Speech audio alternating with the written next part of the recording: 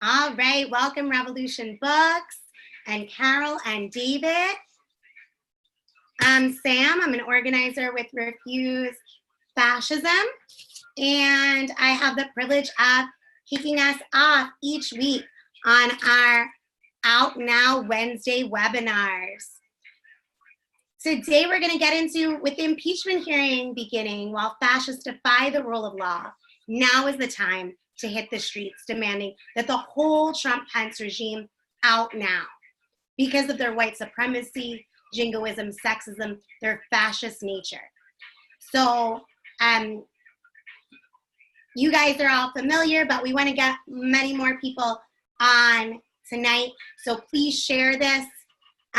Spread the word. We'll have a Facebook Live up closer to about 9. But spread the word. Text people, call people, email, do whatever you need to do, last minute things, so that we can have as many people on as possible. You can check out @Refuse Fascism on Twitter and retweet the graphic and info about tonight's webinar.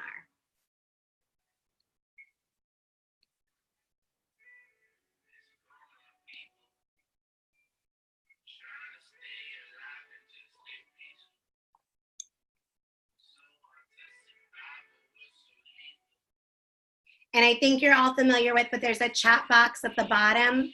It's like a speech bubble icon. You can put in any questions, comments, thoughts throughout tonight.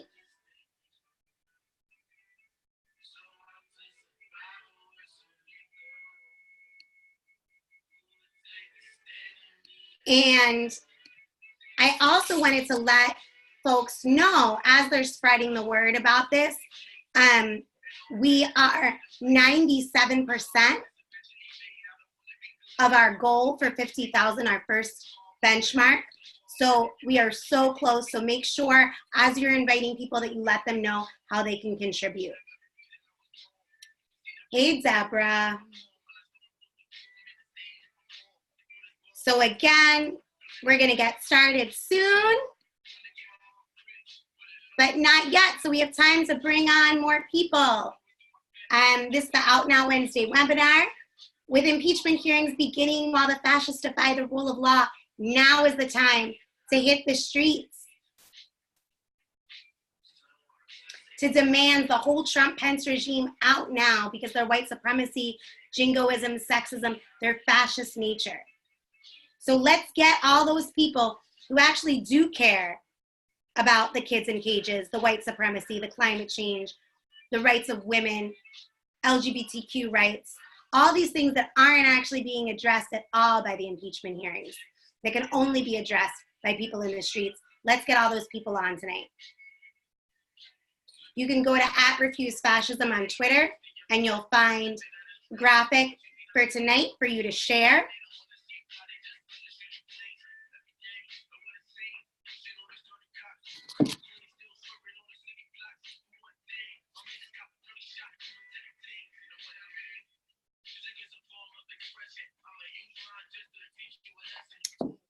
So there's a message from Deborah that folks can't see, but people in New York City are setting up to watch and be on camera.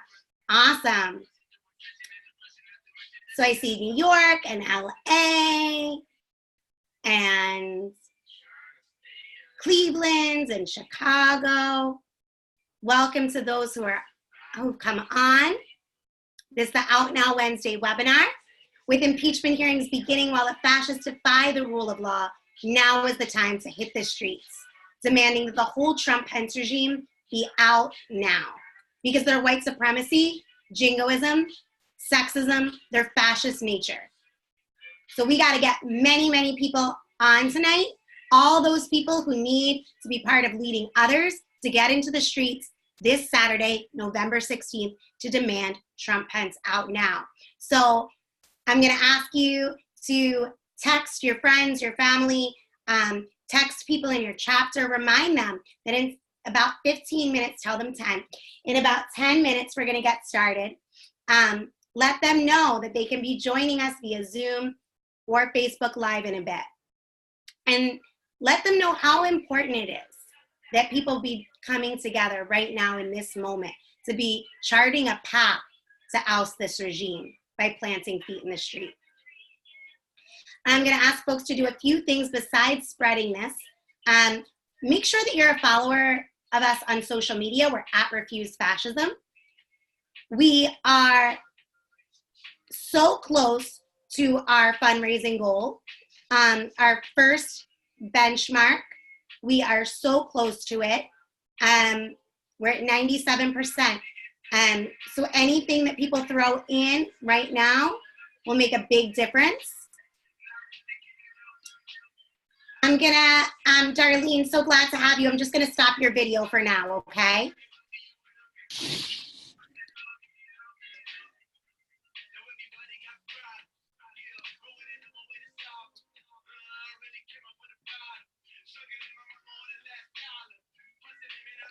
So, welcome to those who are just joining.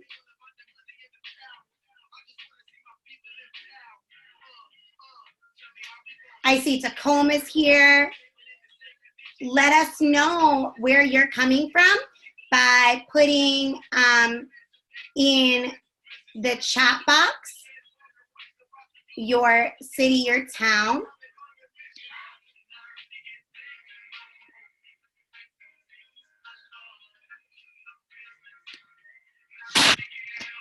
You can put that in the chat box. I saw Tacoma, I see LA, I see New York, I see Chicago.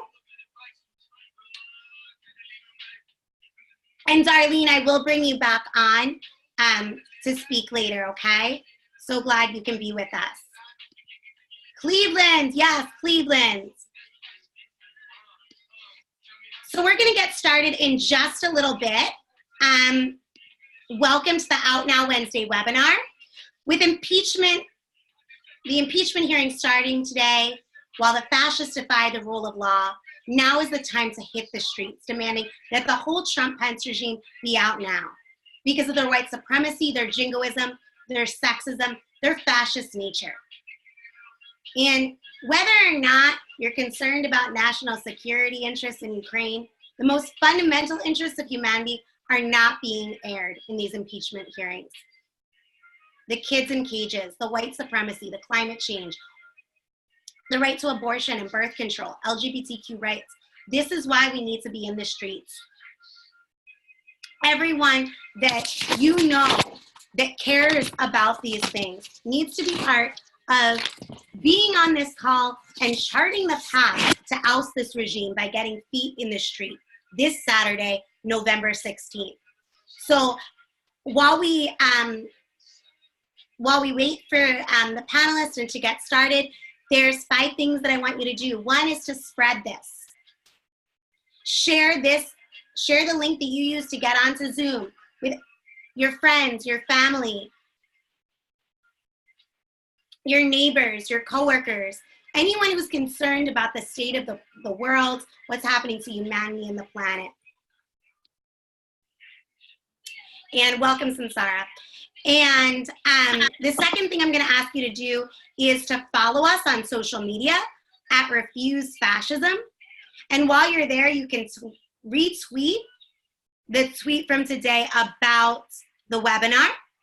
The third thing that you can do while you wait for it to get started is you can head on over to refusefascism.org. It is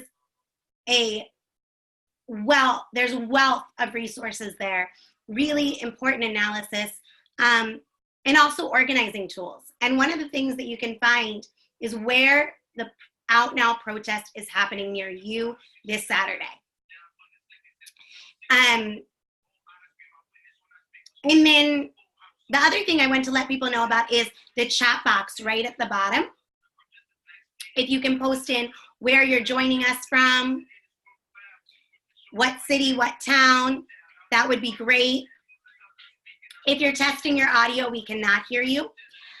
And last but certainly not least, As you wait to get started, one thing that you can do is throw in a donation to help spread the OutNow movement. Go to donate.refusefascism.org. We're almost at our first benchmark goal of 50,000. With your help, we will get there. We'll be able to spread OutNow nationwide this Saturday and really be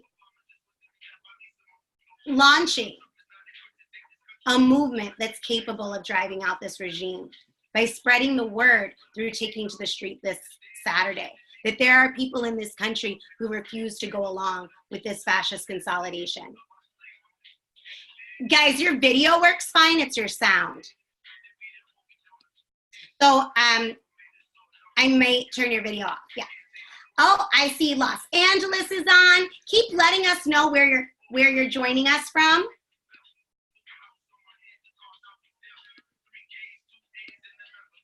I can see that LA and New York and Chicago are on. If you have exciting plans for Saturday for the OutNow protest, we want to hear them. Put them in the chat box right at the bottom. Let us know your plans. Maybe you're having a musician procession. Maybe you're having DJs, whatever it is, let us know. Are there artists involved? Are there church groups involved? What's it looking like? Let us know as we wait to get started. Again, I'm Sam. I'm an organizer with Refuse Fascism. So glad that you are with us tonight for our OutNow Wednesday webinar. With the impeachment hearing beginning while the fascists defy the rule of law, now is the time to hit the streets demanding the whole Trump-Pence regime be out now because of their white supremacy, jingoism, sexism, their fascist nature. So we got a lot to get into tonight. Spread the word. There's still time for people to get on. I'm going to set up the Facebook Live now. I want all of you, the 26 of you that are on, let's recruit more people right now. Take out your phone, text some folks. Maybe it's people in your chapter. Maybe it's your ma. Maybe it's your neighbor, whoever it is. Let them know where they need to be right now is being part of driving out the Trump-Pence regime, getting together with people who are going to be hitting the streets this Saturday. Yes, I agree, John. We need the whole country involved. So let's go out and get more people to join us. I'm going to be setting up our Facebook Live. Don't let that stop you from spreading the word, inviting more people to come on. You can find Refuse Fascism on social media at Refuse Fascism and share what the Refuse Fascism profile has been saying about the webinar to invite more people to come on. Make sure that you check out refusefascism.org.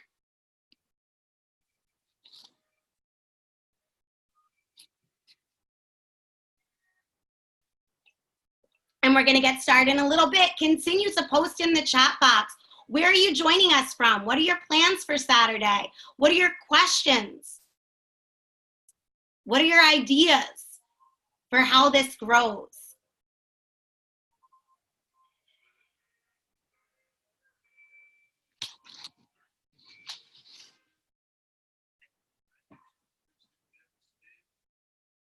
It hasn't done this.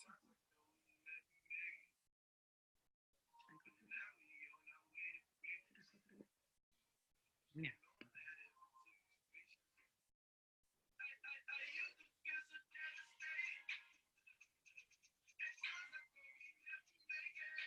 Welcome to all those who are joining us.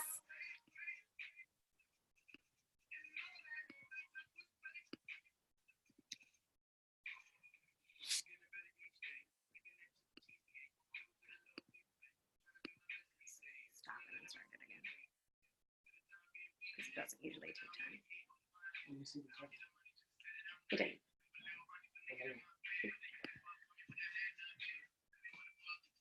Welcome to those who are joining us. I see Atlanta. I see Detroit. We're going to get started in just a moment. I'm just setting up the Facebook Live. As I do, you have a few minutes to spread the word. Arkansas, you have a few minutes to spread the word. Make sure everybody that's concerned about the state of the planet and humanity gets on this.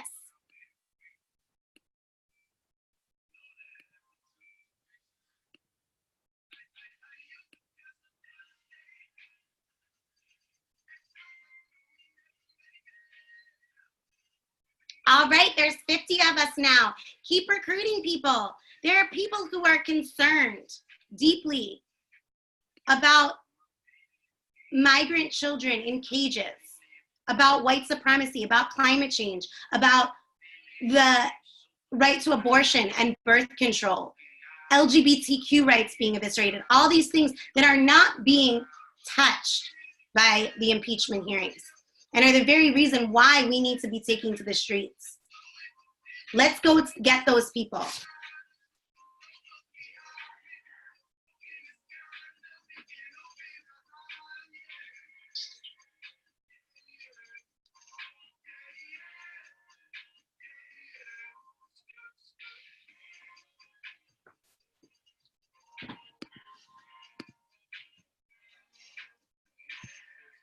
Should have started earlier.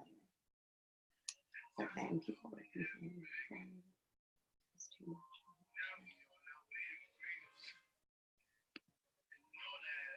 All right. Got some Philly suburbs on there. We have the national office. So for some reason today, Facebook Live's being a little finicky and taking longer. I had tried to not start the lives as early because some people didn't like that there was that period of time at the beginning before things got started. So the downside of that is sometimes it takes a while to process. So I'll let folks know even as we start and I hand it over to Sansara. I'll post in the chat once it's up on live. Welcome to all who are joining us. We're going to get started in about 2 minutes with our Out Now Wednesday webinar. With impeachment hearings beginning while the fascists defy the rule of law, now is the time to hit the streets demanding the whole Trump-Pence regime out now because of their white supremacy, jingoism, sexism, their fascist nature. And that's why we're hitting the streets, and I hope you will be with us this Saturday, November 16th. You can find a protest near you at refusefascism.org. Make sure that you follow us on social media at refusefascism. If you have any questions, ideas, thoughts, comments, you can direct them via the chat box. And to answer Deborah's question, as I said, the live is processing. It might be delayed a little bit. So I'm going to hand it over, I think, to Sansara. It looks like she's ready. I see Atlanta and Detroit and Norristown and Arkansas and Chicago and LA, a lot in New York. Welcome to everyone. And with that, I'm going to hand it over to Sansara Taylor, a co-initiator of refusefascism.org. Oh, Honolulu, welcome. And and part of the Getting Organized for an Actual Revolution tour. She's a writer for RevCom. And you might have heard her earlier today on WBAI talking about impeachment. So I'm going to hand it over now to Sansara. Again, Facebook Live is preparing. When it comes up, I'll let folks know and they can share it. Hey, everybody. Thank you so much, Samantha. And thanks for everybody for tuning in. I'm getting my sticker. Can you turn your volume up, Sansara? Oh, turn the volume up. That's a good question. How do I sound? Can you hear me okay? Great. Okay, very good. So there, I got my sticker anyhow, so now I'm really ready. So welcome everybody to the Out Now Wednesday webinar. This is, I think it might be the 4th one that we've done or the 5th one that we've done, but we are in the final week of our 5-week launch of the Out Now movement, and it's actually the most important of the 5 weeks. We've got momentum. We've put Out Now on the map. The Trump-Pence regime must go now. We've done quite a bit. We'll talk more about this, but it does not take that much to tell that we haven't actually yet broken through to the level that we're going to need to drive the Trump-Pence regime from power. And so we are going to talk actually the bulk of our time today. How are we getting organized to make the next leap, to really push it over the top this Saturday, to get further and gain more ground to put us in the best position to go forward off of this 5-week launch? Because we are serious and we're determined that we will not stop until this regime has been removed from power through the struggle of the people, the power of the people in the streets. So what I want to do today, we're going to hear a few different people. You might notice that right next to me, Sarah Rourke is in town from our editorial board, and we're going to hear from her in a minute. But to get us started, I wanted to ask somebody from the New York City chapter, Amaris, to come up and read. We have written a slightly revised statement calling for these protests this Saturday. And speaking of the moment that we're in, today was the first day of the nationally publicized impeachment hearings, and it is a new juncture. So this takes that into account and the need overall. So I'm going to bring in Amaris to read this to us. Hi, everyone. All right. So now is the time to take to the streets to demand Trump Pence out now. Saturday, November 16th, join us. The Trump-Pence regime poses a catastrophic danger to humanity. Concentration camps on the border, environmental devastation accelerated, the danger of war, even nuclear, threatened. White supremacy rules, fascist mobs and racist mass murders. Truth and science erased. The right to abortion near gone. The rule of law and democratic and civil rights are stripped away. This is fascism unfolding. If you are anguished by what the Trump-Pence regime has already done and filled with dread for the future, will you bury your hopes and conscience? Or will you join us in protests? Come on out and make a real difference. Now is the time. Political lines are drawn. Impeachment hearings have begun. We must not be spectators. It's time for the people to act. There is a way to remove the Trump-Pence regime. Public televised hearings to impeach Trump begin this week. Sharp political lines are drawn with high stakes. Trump and Pence have ordered the Republicans to obstruct the hearings, yet the Democratic leadership has all but conceded that Trump will not be removed by the Senate. What can change all of this? We can. The power of the people taking to the streets in sustained nonviolent protests, raising one simple and unifying demand: Trump Pence out now. And then continuing week after week all across the country, growing in numbers and determination until this demand is met. Gather your friends, your school, your place of worship, community, organization, and come out this Saturday. Spread the word. Let's show people in this country and the world that we will not adjust to the injustice and crimes of Trump and Pence. We will protest again and again until this regime is gone. There's still a chance to stop a regime that imperils humanity and the planet. Let's stand together with conviction and courage, overcoming fear and uncertainty, to struggle with all we've got to demand Trump Pence out now. In the name of humanity, we refuse to accept a fascist America. Thank you. All right. Okay, so this is the new flyer, and we have it at the website, refusefascism.org. We also have a half-page flyer, and we have space that you can take this flyer and put your local protest information in it and get it out all over your city, on campuses, and in different ways. It's available at refusefascism.org if you have a protest planned, or if you don't, there is still time to plan a protest, and we're going to talk more about how we get organized for that a little bit later in the segment. We're going to hear a guest today from out west who was at the protests and helped lead the protests against Donald Trump Jr.'s book appearance, triggered at UCLA, that actually ended up in the news because he was disrupted by even more fascist, openly fascist forces. But there was a significant protest outside that Refuse Fascism led.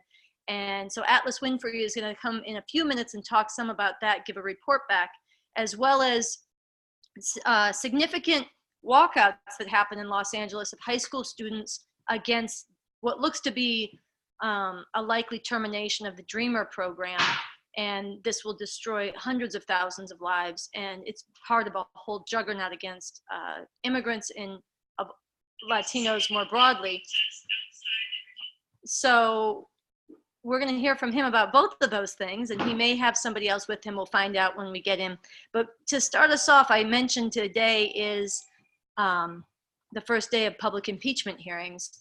And we have Sarah Rourke, who has a hot take. She's written a draft. It's a work in progress with some reflections on this moment. So we're going to hear from her.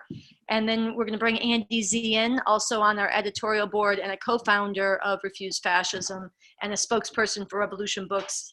And he's going to comment a little bit on this moment and what we need to accomplish this Saturday.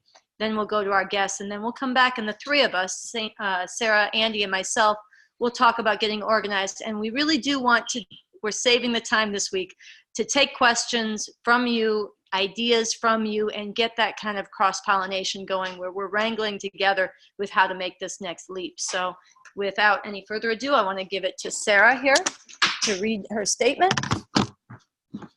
If not a hot take, at least microwaved. All right, let me pull this up. Okay, this is as pertains to this moment where we have today begun the really, really formal impeachment inquiry.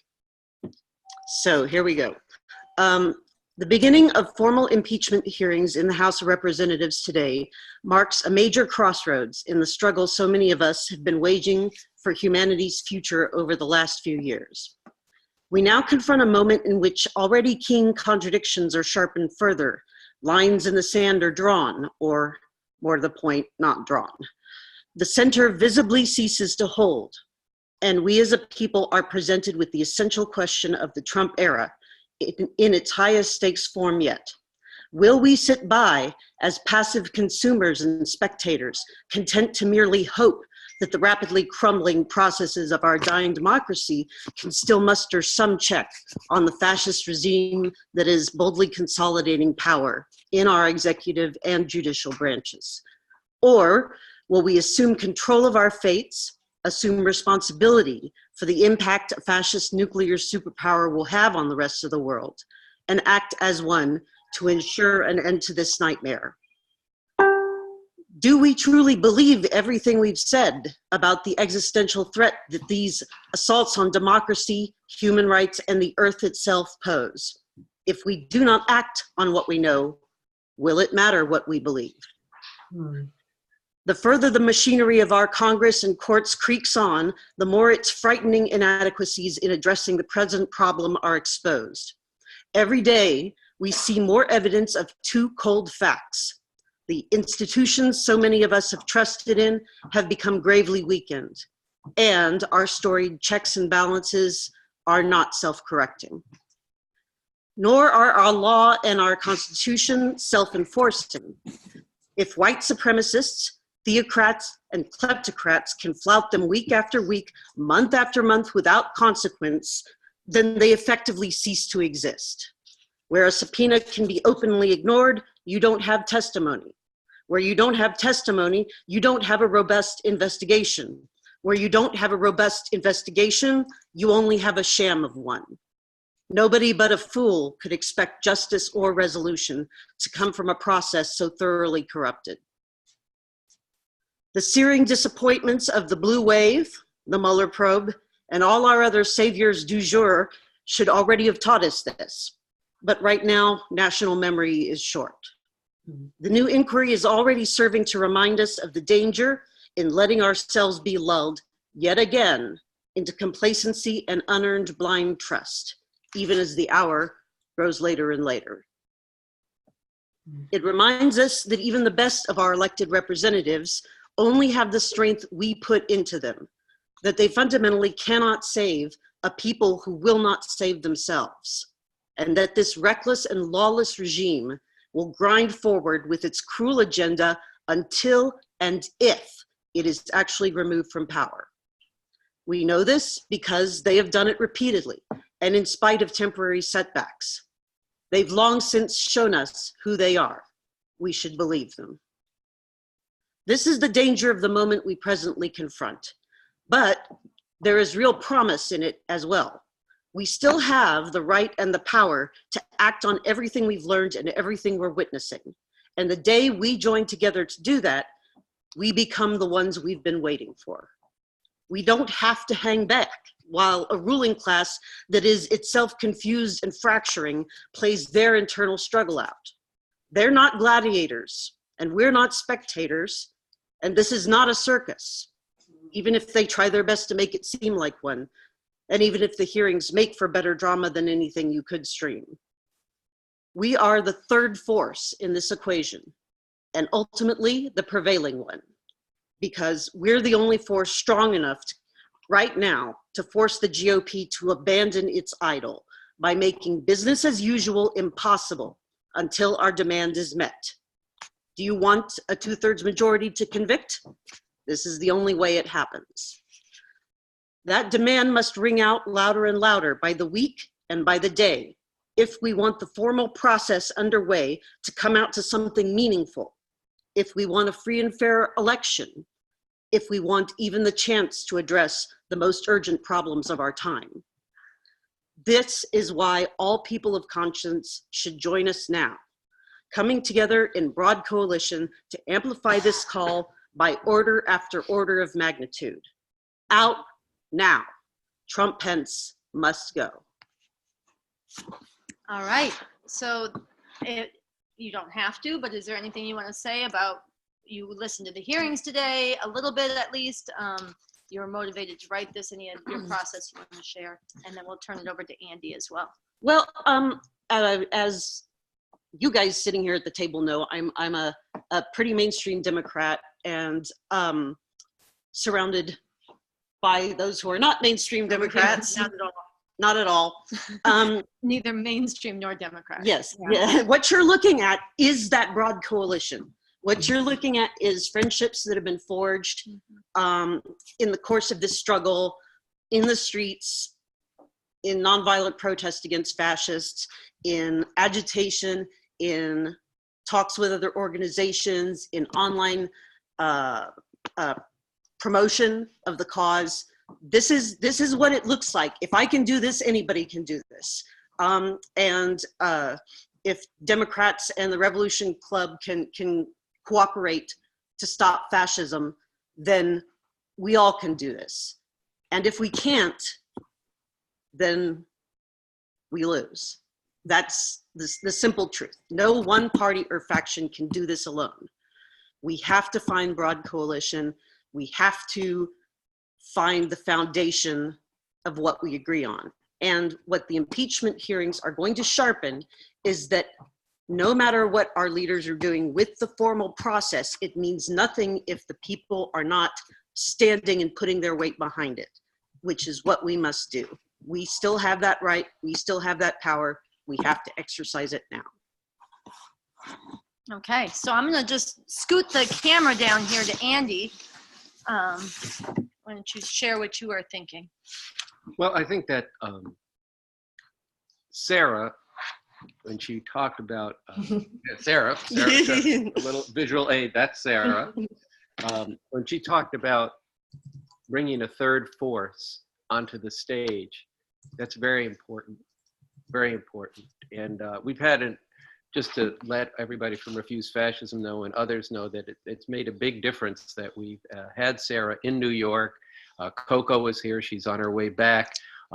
And it's made a big difference to be able to have the editorial board all together and at a moment like this. And of course, we're also looking to expand the editorial board now. But I think we have to really confront what you guys were talking about and what's in the call, that What you're seeing with these impeachment hearings is a sharpening up of the situation of the conflict at the top of society, with the fascists in particular saying, we're not playing by those rules. You, to the Democratic Party, are illegitimate. And yet on the other side, and they're full of passionate insanity and conviction in their lunacy, but it's not lunacy in the sense of not having a purpose. It has a purpose in remaking the social compact in this country and in how it conducts affairs overseas, and in, from my point of view, from the prosecution of empire. And, but the impeachment hearings have been very narrowly constructed.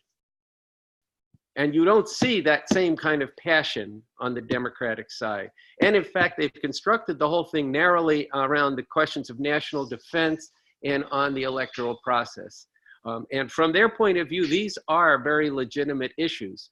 But those aren't the issues that have kept you up at night, kept us up at night.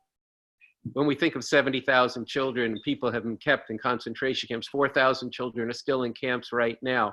The threat of war, even greater than before in the Mideast, the danger to the environment, the threatened, blatant threats of even worse draconian policing that Trump delivered in Chicago last month. The things that are happening here are of this fascist agenda, they're all being left intact. There's no talk of that in this impeachment, which means even if should Trump be impeached in this round, all this agenda would be kept in, would be legitimated. But more, it's not going to win, because what's going to be required is going to be a massive struggle in society that changes the entire political equation, and that's where the people come in. That is the power that's not on the scene now. You've got, unfortunately, all too many people just going about their lives, some just ignoring the whole thing and hoping it will blow over, or not even thinking about it. You've got many more people who, once again, as it was said in our statement, and as Sarah just put really well, who are saying, well, going for the okey doke once again. Here's our new savior. We're gonna breathlessly follow every development, and it's important to follow these developments and expect that something different will come out of it. When the Democrats thus far have said they want to get these hearings over, certainly by Christmas, there'll be a quick trial, and then they can move on to the election. A quick trial in the Senate at which Trump will not be convicted. But see, that doesn't have to be the outcome. In fact, we're saying Trump, Pence must go. We think the whole regime could be driven out of power. There's plenty of evidence to drive the whole regime out. But what's missing is that power from below. We started this 5 weeks ago, a launch. It wasn't a one-weekend launch, it was a 5-weekend launch. A 5-weekend launch that concludes this weekend, Saturday. We have to win. And part of winning means that this Saturday we have to double or triple the size of these demonstrations, which gives us about 60 hours to do this, depending on when your demonstration is called. We have to go all out over the next 60 hours to make this a big success. Now, that still won't be the thousands that are needed in the street. It still won't be the tens of thousands. It won't be the hundreds of thousands.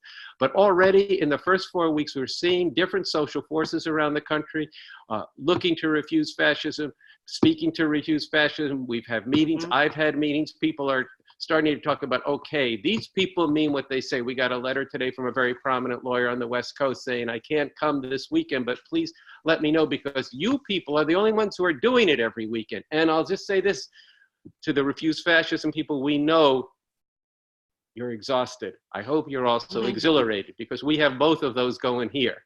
And we're not running on fumes, we're running on the passion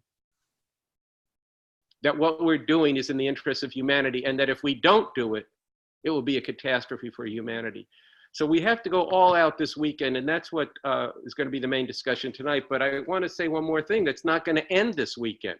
This was the launch of a whole process of continuing sustained mass protests. And we're going to come out with a full program, but I'm going to give you a preview tonight, and this is especially for the chapter organizers around the country. And here's the preview.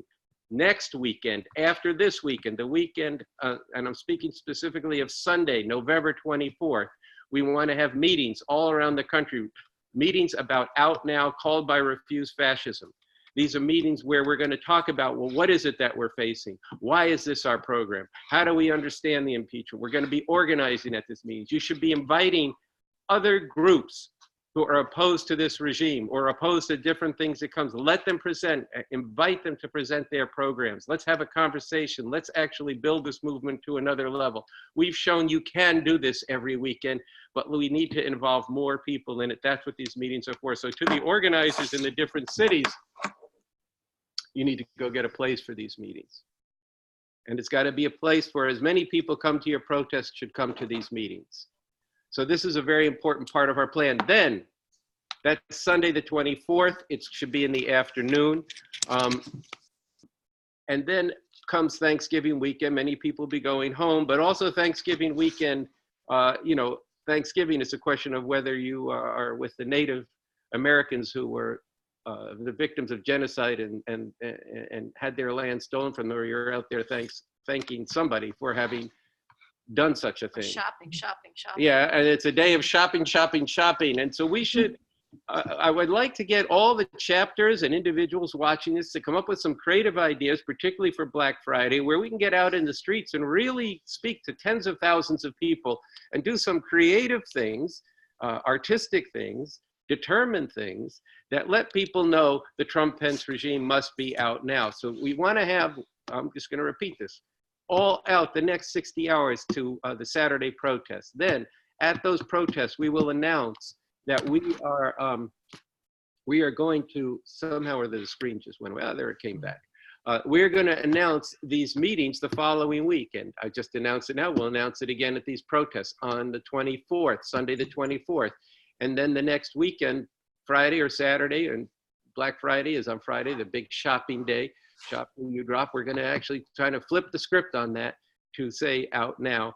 And then we have a plan for the rest of December through the new year. And that we'll be announcing at those meetings, and maybe we'll announce some of it on Saturday.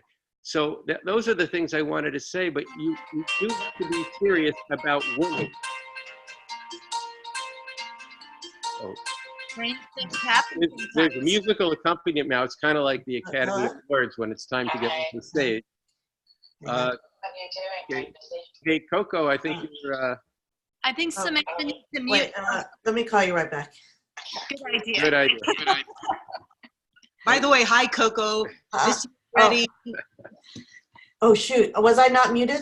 You need to mute yourself. You were Oh, not. my gosh. I'm sorry. No, we don't want to mute your writing or your participation. Or your beautiful voice. Or your voice, but right now, you need to mute yourself, okay? And then you can come back to New York and we'll have another editorial board meeting. So, okay, listen, I'm going to wrap this up. We have other guests on. I want you to hear from people in the West Coast who were part of this UCLA demo. And, you know, I'll be speaking this weekend in New York, and then all out for this weekend, all out for the Black Friday protests, and then especially for these meetings that comes right in the middle of that. So I'm going to slide the computer back to Sansara. Hey, I was here all along. So listen, we're going to talk to Atlas and Darlene out on the West Coast, but before we do, in line with what you just heard from both Sarah and Andy, we got to get the word out the next couple of days. So there's a few things I mentioned before. The new flyer, really important, at refusefascism.org. Also, we have a half-page flyer version, same content, a little easier to make bulk copies of, maybe a little less expensive. Either way, get them made, get them out. There's space to drop in your local information. Stickers, we have these ones. Trump Pence must go. No, in the name of humanity, we refuse to accept a fascist America. We also have new stickers being made. They should be done tomorrow or Friday. We're going to ship them out. If you order them, if you pay for shipping, and we're selling them very cheap, and you can raise a lot of money with them, they are going to say Trump Pence out now with the hashtag and the website and the social media handle. So that's a really important way to get the word out everywhere. Some of you will have them in time to spread the word for the protest. Some of you will have them in time at the protest. Many of you will not, and you'll have them in time for the mass meetings. We're going to be making t-shirts. We're going to be making more placards. We're going to be making gift items, merchandise you can use for the holidays, for fundraising, for gift giving. And that's really important. We're entering fundraising season. So that's also part of our holiday end of year plans, because if you're going to reach millions and move millions, you have to act on it. You have to set that model, but you also need to raise the money to scale it up and get the word out on a mass scale. There are many people. Most of the people who are going to populate this movement have not yet heard of it. So we're working to change that. We have, you cannot read this, we have $1,617 left to raise to get to our $50,000 goal, which is our first benchmark in our fundraising. We've raised almost $50,000 nationwide towards this movement. It's a very important start. It doesn't come close to what we'll need, but it does represent thousands of people contributing to make this movement spread. Many of them buying a sticker and giving a donation, many of them going online and doing so, many in different ways. But $1,617, I would like us to raise that tonight. There's probably somebody watching this tonight who could write a check or go online and give that whole amount. $1,617. That's what we need. You can go on Venmo at refuse-fascism. You can go to donate.refusefascism.org. I'm sure there's somebody who could just make that happen, and it would make a huge difference. But we also want everybody to play a role. It really makes a difference. We need to spread the fund base of this movement. If you are not just wanting to help the legal funds of one child or one person in detention get the care, the legal help they need, but you want to stop the whole concentration camps and march towards genocide, we need to get Trump Pence out now. If you don't want to see them challenged only on the terms of national security, which is the terms that are happening in the impeachment hall, if you know that the interests of the people are not being represented there and need to be represented in the streets, you need to give money to OutNow, to get Trump Pence out now known to millions. You need to give right now to that. If you want to see this direction reversed, if you've drawn inspiration from the people in Puerto Rico who drove out their governor, from the people in Lebanon who stood up, from the people around the world who are rising in struggle, and frankly looking at this country and asking, why are we allowing this fascist in the White House to rip up environmental regulations and risk the future of humanity everywhere, then you need to give to refusefascism.org, donate.refusefascism.org, Venmo at refuse-fascism. We need to raise this $1,617 tonight. $1,617 tonight. Give your $10, give your $20, give your $100, give your $500. Let's exceed this number, and then let's work together to bring many more people into this movement, to expand it, to spread it, to raise the next 50,000 and 100,000 so we can reach millions and expand our donor base and mass movements. So that's a request. We will return to it, but please take the time while we're on live today at refuse-fascism on Venmo, donate.refusefascism.org online, and your donation makes a huge difference. Last thing, before we get our guests, where did my sign go? I gotta wait till somebody brings it back. Okay, we will return to that. I loaned my sign out to people because we're doing this campaign and we did some here in the center. So we'll get it back. I'll explain what I'm talking about in a minute, but let's go straight to the West Coast. Darlene, you wanna unmute yourself? I see you on camera. Hi. Okay. Darlene, very good. And Atlas, let's get you here too. Hey, Atlas, how are you? Doing well, thank you. Can you hear me? Yeah. So I'm so happy you both are with us tonight. And Atlas is a member of the Revolution Club out in Los Angeles and also an organizer for Refuse Fascism out there. And Darlene, my understanding is you are a UC Riverside student. Is that correct? Mm-hmm. And that you were part of the protests against Donald Trump Jr.'s appearance at UCLA. So why don't we start with you, Darlene? Why did you join those protests? What was it like? What do you want to share? So initially, I'm not one before, like I wasn't really much of an activist, but I was very politically aware, and there was just nothing that ever, there was not one place where I can go where it can like express all the issues that I had. So Revolution Club speakers came to my Chicano Studies lecture, and they told us what they were doing. The protests were going to start. It was going to be 5 weeks. And I was like, wow, this is exactly what I need to stand by.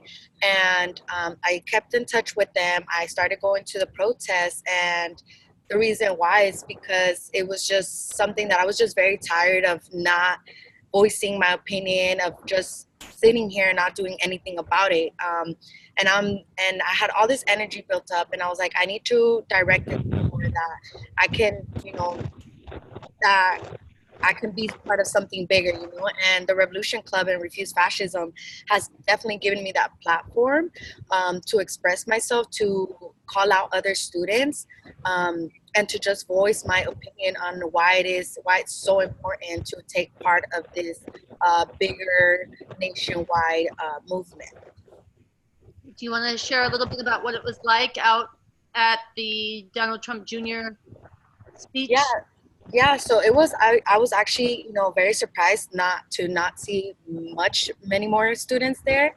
I expected a lot of protests, and I was even telling one of the members of the Revolution Club, we're definitely gonna have the people there. We just need to get them on our side, and I was surprised because, as someone that definitely believes that students need to be out there, but there was definitely people, standing up, and we were very outspoken, and just seeing the other side, just seeing the people that the fascists that came out with their MAGA hats and all that. It was just crazy to see, because you don't see that much here, especially on a college campus, or I live in LA, San Diego. That's not really out there like that. So it definitely did get tense at some points, when they were yelling "build a wall," and they brought out their flags, and they were flipping us off and all that. And but we definitely stood our ground, and seeing those students there that were demanding for the Black Student Resource Center, and was definitely great. There's actually people out here that do want to make a difference, and that are demanding, their own safe space and all that. And but yeah, I mean, it was a little bit of everything. Mm-hmm. Okay, Atlas, I want to bring you into the conversation here. Maybe you could share a little bit and just pull back the lens a little bit more on what was the point of Don Jr. showing up at UCLA? Not even so much him at UCLA, but this new book, what is this about? And then there's the I'm going to ask you 3 questions, okay? What was the deal overall? What was it like outside? Why did Refuse Fascism take up spearheading this protest? And then there was something that nobody anticipated, which was a disruption from within, from these even more openly fascists. So I gave you a stack of questions. Take your time. Okay. So, well, the first thing is that Trump Jr. is playing point man for Trump right now. He's actually going all across the country, and everywhere he goes, he's defending Trump and Pence, the whole regime, their program of ethnic cleansing, their suppression of dissent and protest. And he's got a worked out argument, basically, that, the people who are standing for justice, the people that are standing against oppression, that those people are terrorists and that they should be treated as such, which is actually calling for their base to carry out terror against protesters. And it's also saying that the state, the government, the FBI, all of this should actually go harder at protesters. And this is echoed in the words of Trump himself all the time since the beginning, about I long for the days when protesters were carried out on stretchers. And so he's going across the country, and it is about, fighting for fascism in the public square. And in particular, there is a growing and quite successful fascist movement among youth.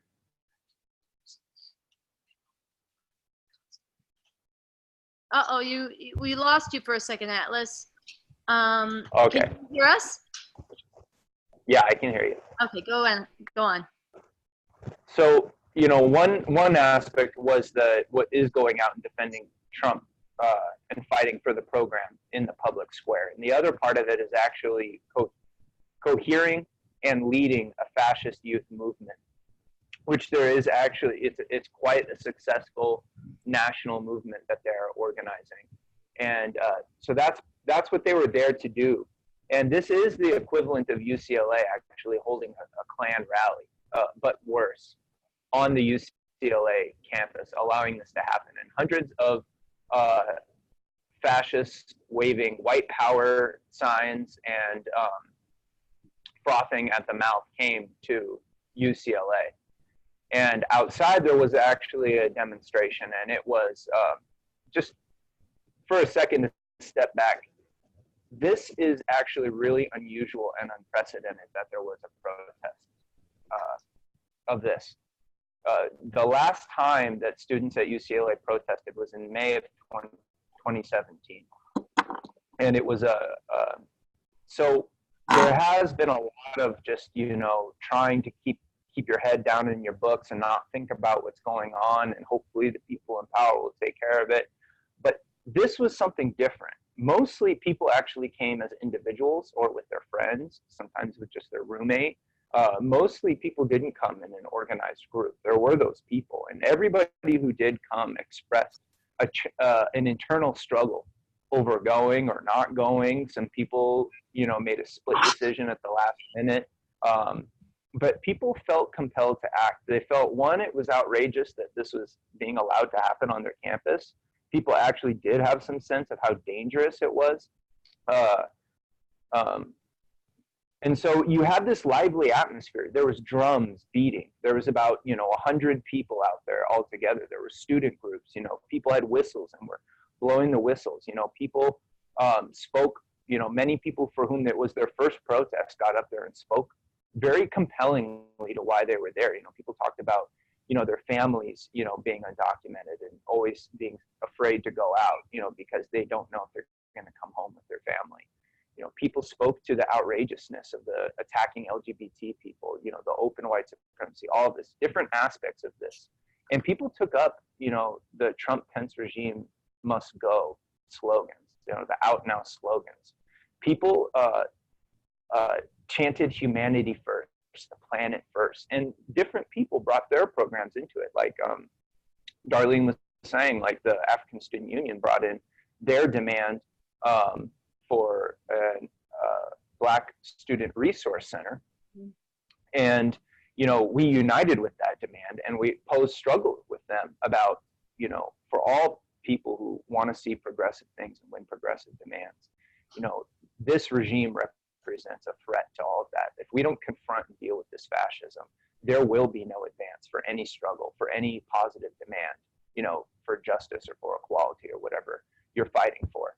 And there was struggle, and together people actually unified, and it was significant. People were coming together as a force in the face of and being confronted by some very scary people in droves and droves and droves. These people, at one point I was speaking about the Kristallnacht, which was a night where, during Nazi Germany, where there was national organized terror against Jewish people, destroying of their businesses, attacking and killing people, rounding people up and putting them in concentration camps.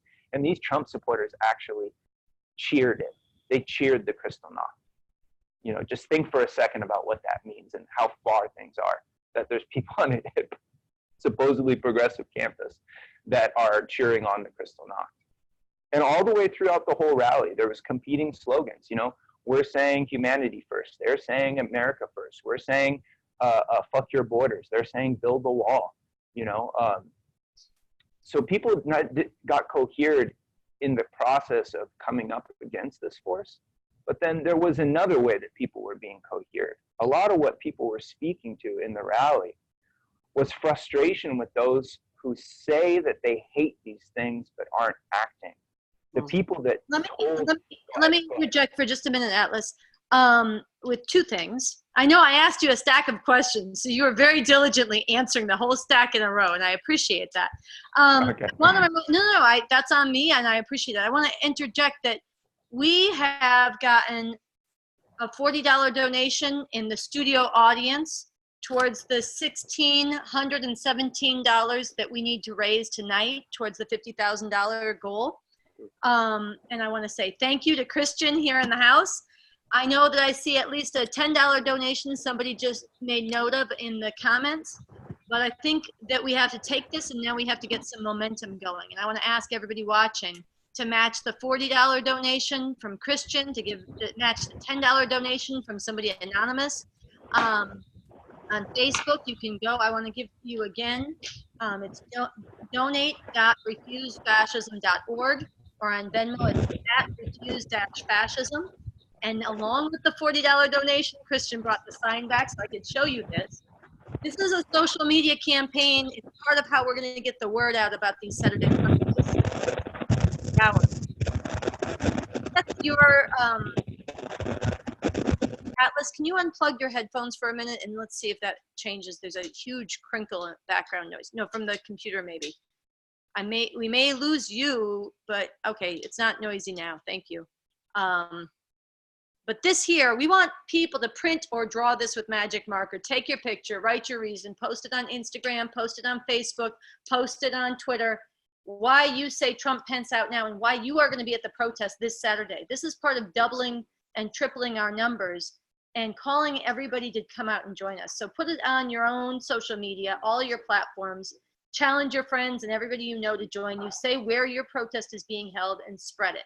So there's a couple of these that got going tonight on Refuse Fascism Twitter feed. Looks like we just got a $100 donation. I want to say thank you.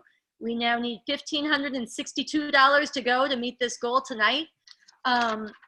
Last question I want to ask and briefly, Atlas, is, and then I want to get Darlene one more time before we move to the last segment.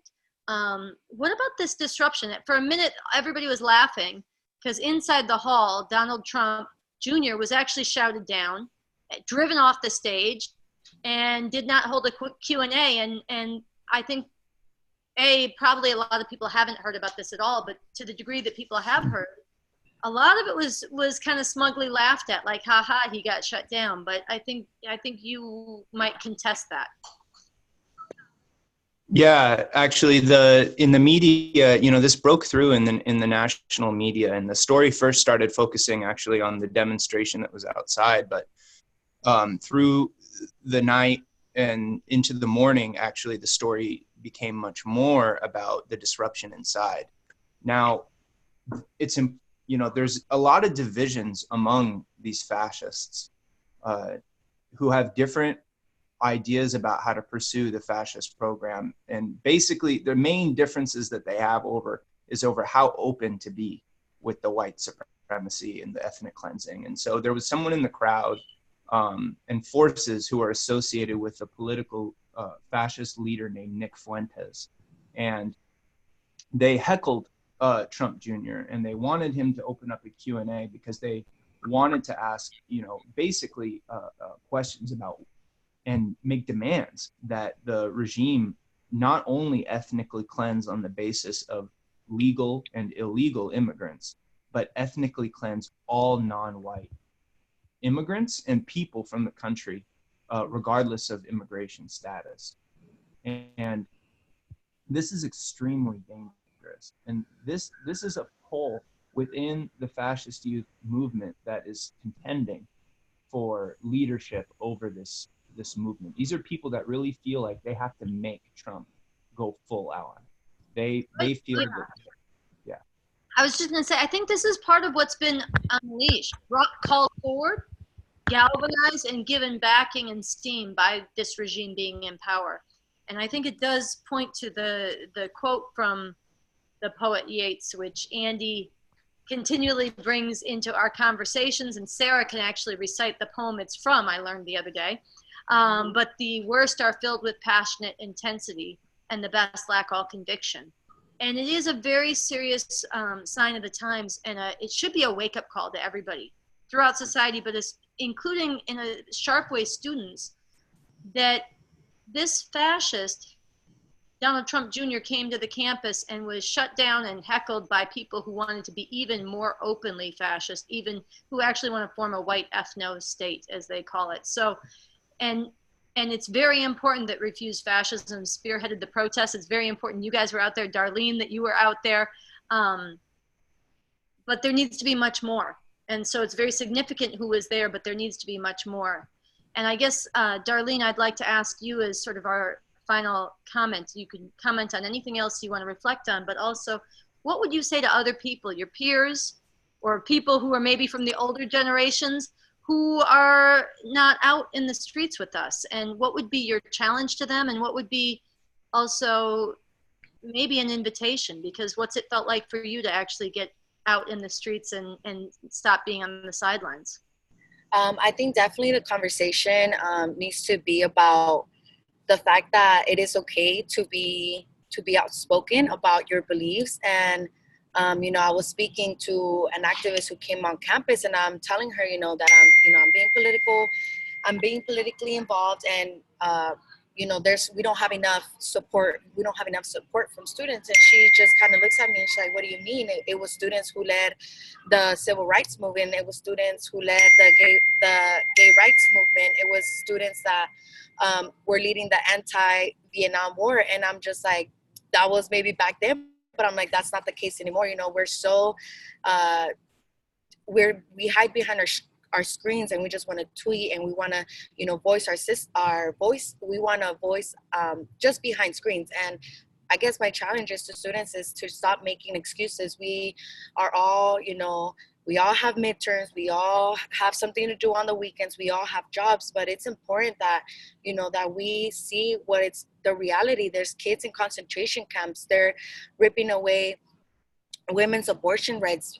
People are being scared to just go out in the streets, you know, like how students were saying at that protest, that I'm not sure if my mom is going to be here, if my parents are going to be here when I come back. That is very scary.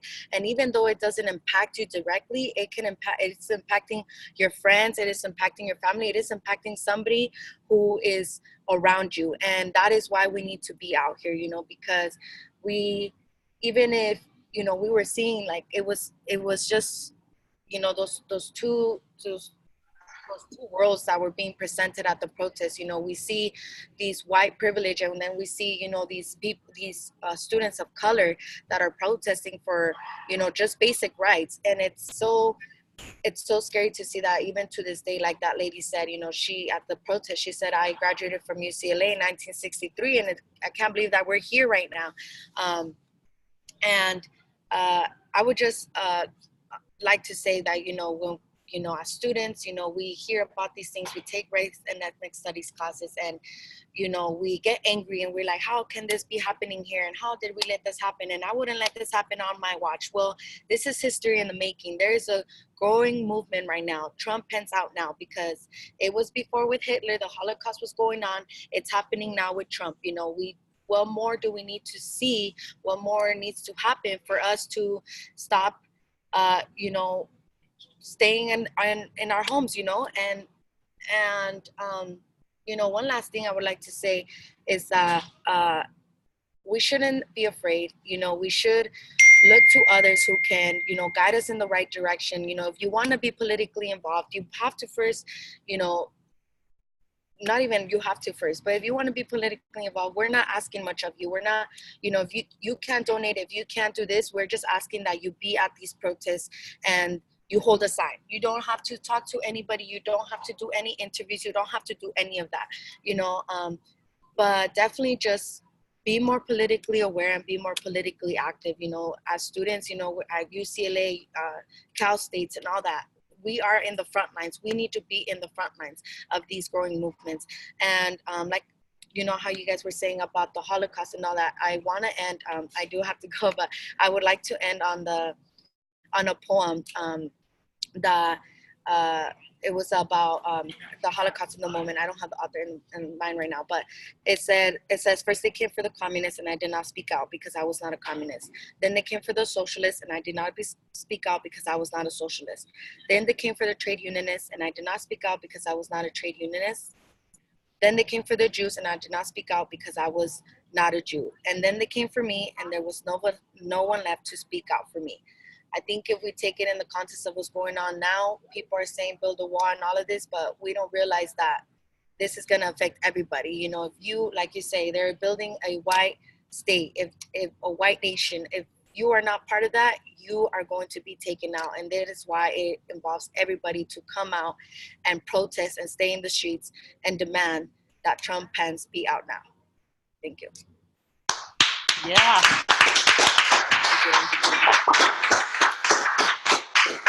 Darlene and Atlas. There we go, Darlene and Atlas. I want to thank you guys for coming on the webinar with us, the Out Now Wednesday webinar, and for being out in the streets. And you're right, to not be afraid and to challenge everybody else to not be afraid. The bigger fear is what happens if we sit back and let them advance this program, and they are hell-bent on it. So it matters so much that you guys were out there. We're really glad to have you as part of this movement, and we want to hear more from you in the coming weeks on these webinars, so thanks for joining us. So what we want to do, I got another 20 in the room here. We got another 20. This is now, this way, here we go. We need more of these. We also got a $25 donation online. We need to raise the money. You guys, she's right, not everybody can give money, but some of you can, okay? And some of you know people who can give money, and not everybody has to do an interview, but somebody needs to do one. And when you have something to say, you got to find your voice to say it. And if you don't want to be the one, and you can't be the one who does that, you can be the one who supports others who do it. So we really need everybody to chip in ways big and small, and to stretch yourself, whatever that means for you, because it doesn't mean the same thing for everybody, but together we have to step it up. So this Saturday, we're going to shift. We're going to do our final portion here.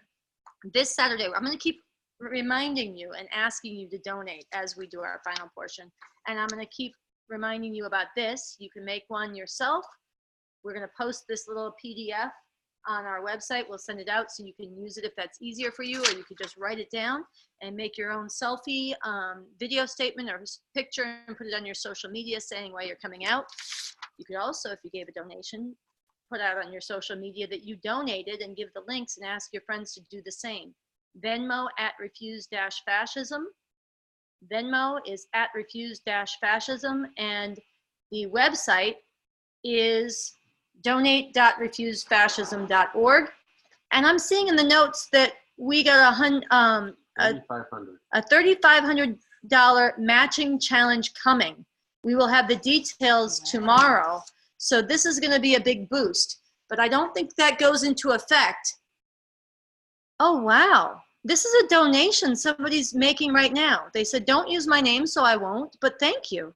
This is somebody on the webinar pledging to match $3,500 that we raise.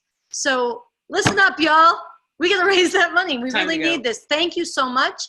And let's make it count. Let's use this to really take this to our friends. When you ask somebody to donate, it's an opportunity to open this conversation and involve them in this. And if you're not getting a lot of people telling you no, then you're not asking broadly enough, because you got to ask the ones you think are likely to give, and you have to ask people where they might have to think about it, and they might not give to the second time you ask, but you started that conversation with them. It's very important. So this is a great boost. I want to thank the anonymous pledger, and ask everybody else to make your donation. And what we want to do now is I'm going to do this. Here we go. We're like the, the couch on the late night shows, and we add one more and one more guest. We actually are on a couch. And I'm going to scoot a little bit closer so we work. And what we want to do is take a minute and talk about what I mentioned in the beginning, and Andy talked a little bit more about, which is the culmination of this 5-week launch of the Out Now movement. And the goal of the Out Now movement is actually to drive Trump and Pence from power and the whole regime. That is the goal, and that's where we don't stop till we achieve that. That is going to take millions in the streets. That is going to take sustained, relentless protest that it's going to be nonviolent, but we are not going to be deterred. And it's going to be a major political crisis that we have to create from below. And today I listened to the impeachment hearings all day. I was hosting radio live, playing it all day. And it really struck me, several things struck me. One is how extraordinary it is that we're in a moment where there's an open impeachment hearing, where there's so much norm breaking and law breaking from the fascists in the White House, and that the Democrats have been compelled, despite the fact they didn't want to go down this road, they've been compelled to open impeachment hearings. It's very momentous. At the same time, you see from the Republican side a complete fascist war on the whole process, trying to delegitimize the process. You see Trump invoking civil war, ordering people not to answer subpoenas, ordering the State Department not to turn over documents. There was the whole case made by the Republicans today was to delegitimize the process in line with what Trump has done. And then on the Democrat side, it was so stark that even as they're fighting this, they are fighting it on the terms of national security.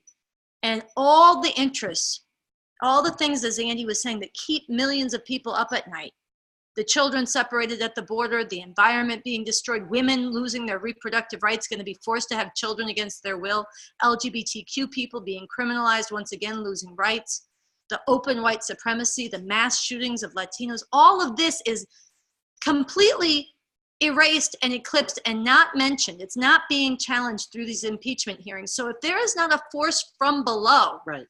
these issues will not be challenged.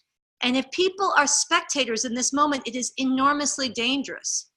On the other hand, if we act, this fight at the top can be a crack through which we compel a different future. If we act, there's an opening here. But the people have to act in our interest against the whole fascist program in the streets. And we're going for millions, but this 5-week launch is to get a running start. And we've done 4 weeks of successful nationwide protests. It's very precious, very important. We've begun something. We've put it on the map to a degree, but we really do need to make a leap in this last few days for this final Saturday. And then we're in the strongest place to go forward from there. So with that as a framework, we wanted to talk a little bit about how we see doing that and get your ideas and take the final. I think we're going to spend about 15 minutes on this together with you with questions and comments. So we did send a letter out to chapters and organizers. And if you didn't get this letter and you want a copy, please write info@refusefascism.org and we will make it available to you. But the main themes are about getting the word out about this Saturday. And it begins, it's critical that we push, push, push and make a leap in numbers. We want to double or triple our high watermark this Saturday. And I'm not going to read the whole letter, but the most important thing that we highlighted and how to do this is to get the word out very, very broadly, to get the flyers out on campuses, to get this out on transit systems, on trains or buses or bus stops, wherever people gather. If there's author events, if there's concerts or sporting events, most of the people who are going to become part of this movement are not already organized into some movement. They're not already, they haven't heard of this yet. We have to go out and get them. We have to activate the people on the sidelines. This is the overwhelming thing we need to do through social media, through word of mouth, through taking this final 60 hours before Saturday's protest and talking to the people that you know and challenging them to do what Darlene just did and others have been doing, and coming from a spectator who's upset to somebody who's active part of this movement, and invite the people you know and spread the word to people you don't know. This has got to get out in a big way. And together we've got 95 people watching right now. There's going to be more on Facebook Live, and there's more that we know and work with. If we get out there and spread the word and let people know when we're going out tomorrow and Friday and invite them to come with us and give everybody a vehicle to spread this where they are, we have to let people know and invite them in. That's number one. Number two, at the beginning, Amaris read this new flyer that's posted on refusefascism.org. This flyer should get out all over the place, but it's a really good guide if you want to make a phone call to your family members or to people who've signed up before and you want to call them and argue for them why you got to be out this weekend.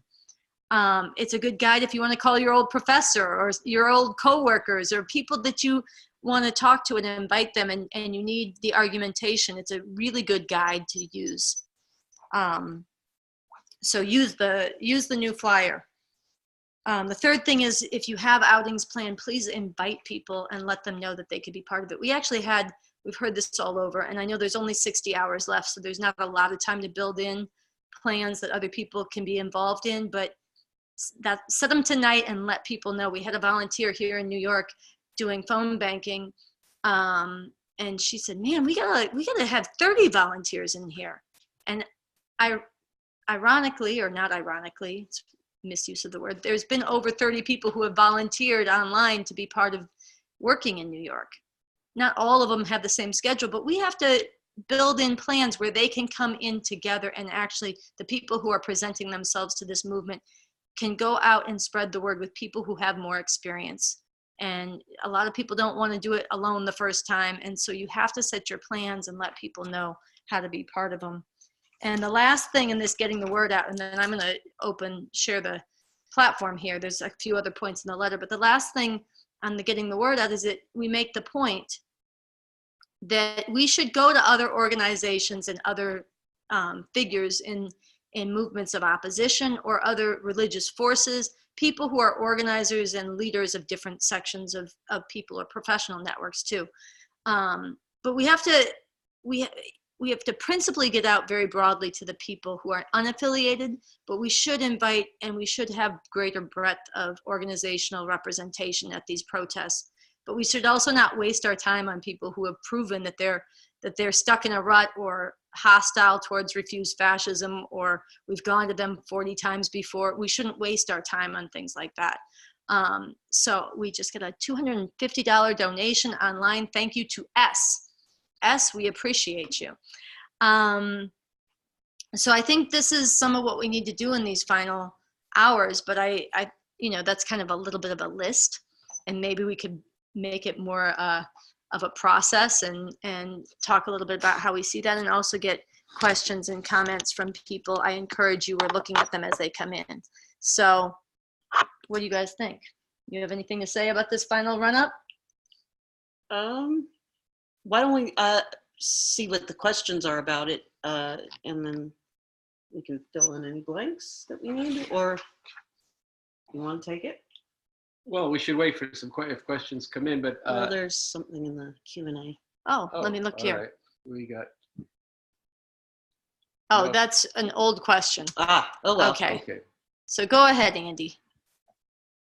Well, I think this is a good time for people to pose questions, but Mhm. look, there's a few things. One is a lot of people say, I hear Sansara, Andy, Coco, Sarah, and now Darlene. She just got herself a position as a spokesperson for OutNow and Refuse Fascism. That was Congratulations. very extremely sharp and eloquent and heartfelt, and it's my belief that there are, well, she's unique. There's thousands of people unique the way she is, and we have to reach those people. But there's also a lot of other people I spoke with when I was in Los Angeles last week, who hear us speak, and they say, well, I can't make the case quite like that. Oh, that's right. And I don't know if I want to go out and talk to people, or what do I say? And so I think we began a workshop on this. You know, there's a basic message. We did spend a lot of time yesterday on this shorter flyer, exactly to give you something to say. And Amaris read that quite well. You can read parts of that to people, pick out a few sentences, and just have a conversation about it. And don't get deterred when people are going to give you every reason why they can't do it. But then you need to talk with them some more and say, you've got that question, I can't answer it. Let's write in right now to Refuse Fascism and see if we can get an answer to it, or call somebody up you know. Right. So people should not be intimidated. The other thing is coming out, and one of the students here in New York was on the live stream last weekend or last Wednesday, and he said a lot of students don't want to come out by themselves. It's kind of the, while we've had a lot of individuals come, somebody came apparently tonight from meeting us at the train station. Mainly people don't have that kind of political courage or curiosity to say, well, let me find out about this. They want to go in a group. And I think that's especially true when there's a demonstration. So that should be something we talk to people about right from the beginning. Go get a couple of friends to come with you. And back in the day, there used to be a commercial. I don't remember what it was for, but the catchword was "Try it, you'll like it." And I think I think that because I'm so confident that what we are saying in these rallies speaks to how people actually feel, that it is a matter of turning dread into hope. But Yeah. you don't feel that dread into hope if you're not part of something where you're with other people, whether it's 15 people in the windy streets of Detroit or 500 people in New York. And yes, I said 500 to those of you watching in New York. We have to get beyond this 150, 200, or 200 plus people. We have to actually get a lot of people out this weekend. That's not enough people, but we do have to grow. So there's a matter of really spending the next, it is 60 hours till we start, 61 technically in Union Square, but we need to, see, I can do that arithmetic. This is needed. It's not that we need it, it's needed. And so Right. you have to make the case to people. I also think we should plan a lot of outings. And I get it. You know, there's somebody in the other room who's looking kind of exhausted from having been out all day. So we got to get some rest, recharge the batteries, and then get back out there.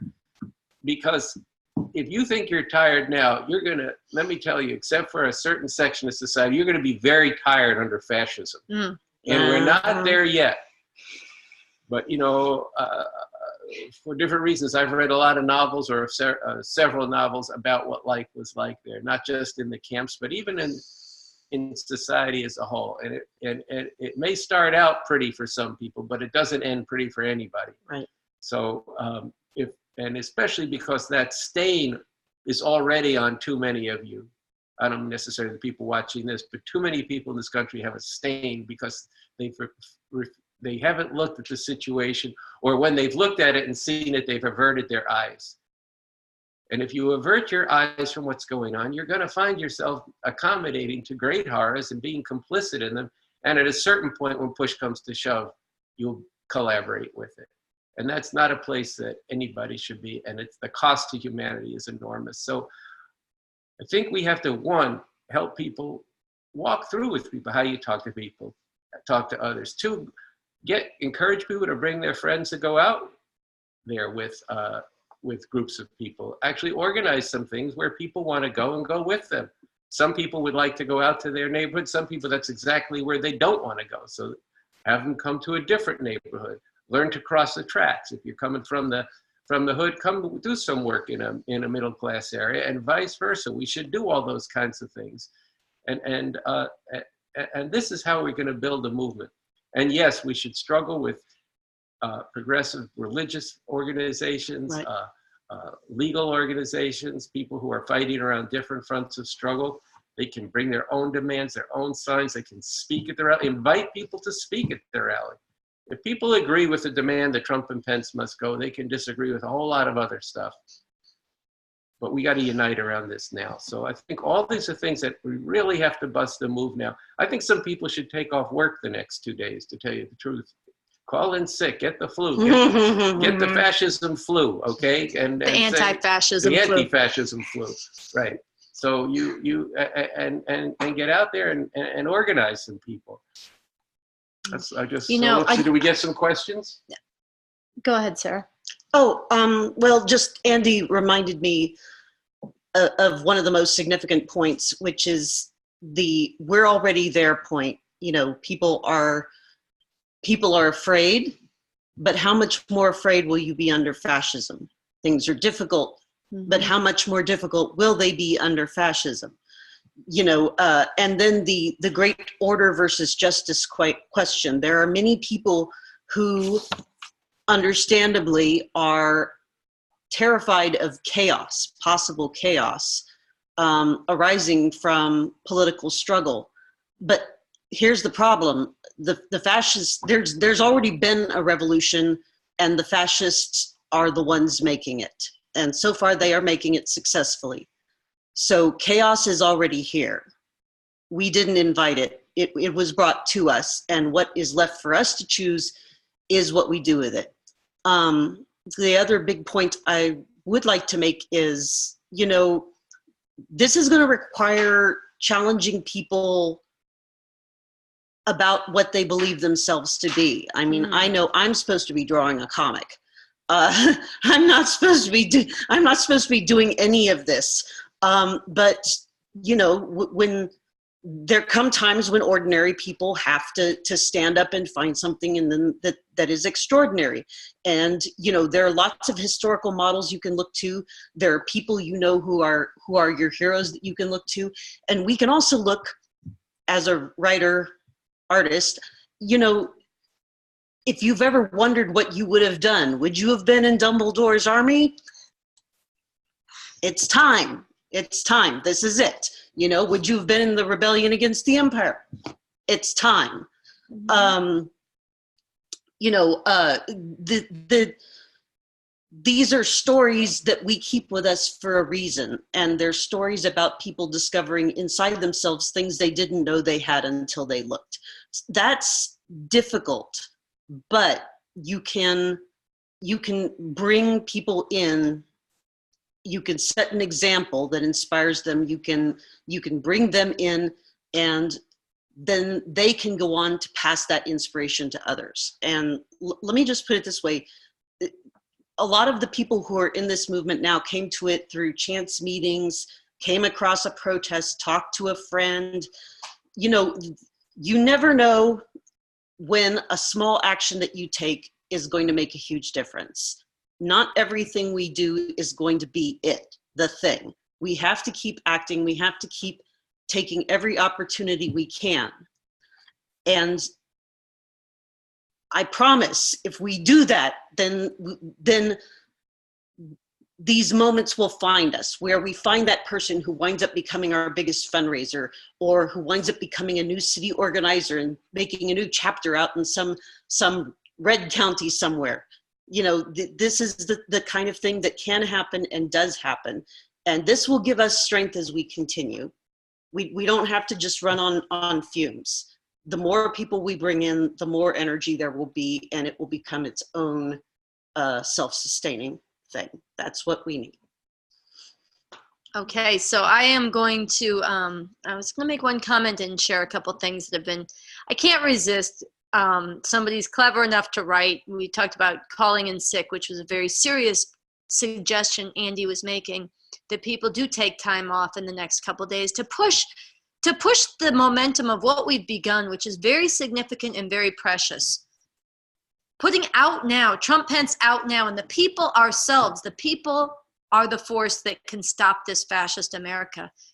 Putting that on the map, but then taking this to the next level so that we really culminate this launch with more momentum in a stronger position. And then we're having mass meetings, organizing meetings nationwide next Sunday, the 24th. And from there, we're unfolding a whole series of plans to step this up further. So he said, get the anti-fascist flu.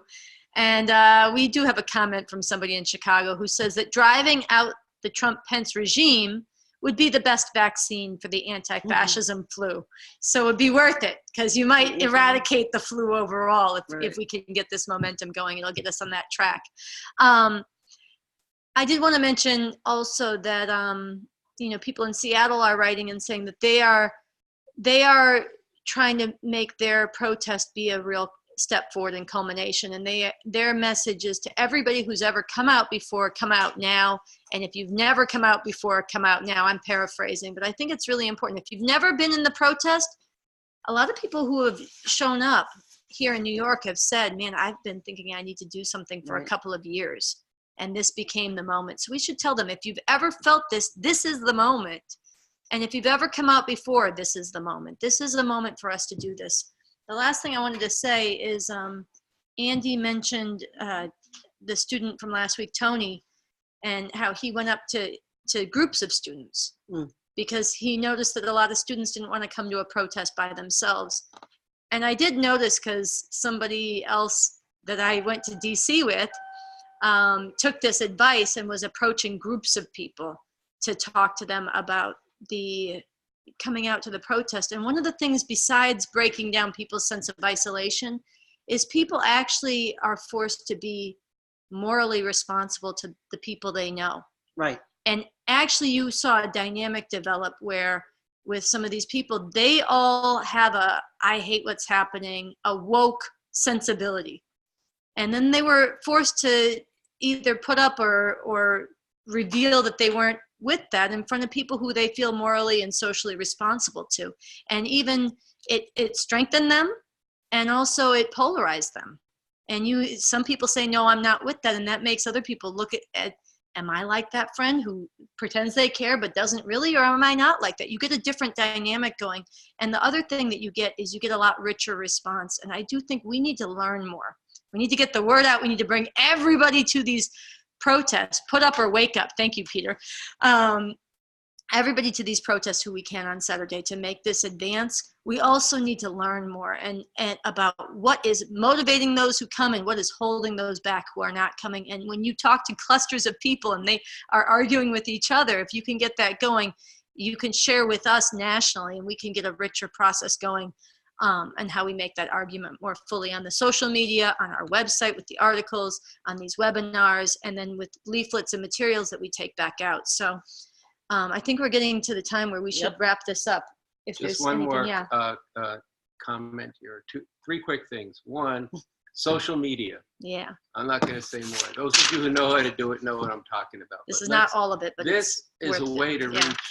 Yeah, and we've had some videos that are going into the tens of thousands. We've had other things that have hit hundreds of thousands, but you need that happening all the time. It's, it's relatively random, but if there's enough saturation with it, we need to do that. Second, the point on the call that that Sansara made and that good reading that was done by Amaris, we've gotten somebody wrote us in and said that we should film that before we go and have a film version up on the website. We will do that. I think that's a good idea. And last reminder: get meeting places and really build for really build for this meeting and build for this weekend. You should go out. Don't spend all day chasing anybody, but the people in these various organizations, some of them are retweeting things, but there should be speakers from various groups that are opposed to the Trump-Pence regime. There should be speakers from different organizations out this weekend. And then it's a contest. We're gonna have a contest. I'm announcing a contest. Who comes up with the best idea for Black Friday? Oh, right. Send that in right now. I like that contest. Or if you want, you can keep it a secret from us and then turn out 1,000 people in your city and then say, see, this is how you do it. But it would be much better and even nicer if you told all of us the idea so we could do it all around the country. Because one of the great powers of refused fascism that is different from other organizations is that while we have gone to Washington, we have done individual protests. Went to Atlanta last week, we went to UCLA, but that we are building a movement that's spreading its tentacles around the whole country. And that actually will give us the kind of power to create the kind of crisis that will create the kind of situation where those in power do seek to remove the regime. So we'll see you all in the streets on Saturday. Can I add? That's right. That's right. I'd like to add one little tidbit from the internet, which is the other day I was reading someone's Tumblr post and they said, did you ever have that moment where you realized that your life wasn't going to be like all the YA novels that you read, and you were never going to have magic powers and travel around with a group of ragtag friends saving the world, and you were just going to be ordinary? And I replied, except that I'm middle-aged and I kind of am running around with a group of ragtag friends trying to save the world. No magic powers, but everything else is there. This is, you are more than you think you are. Okay. All right. We'll see you in the street.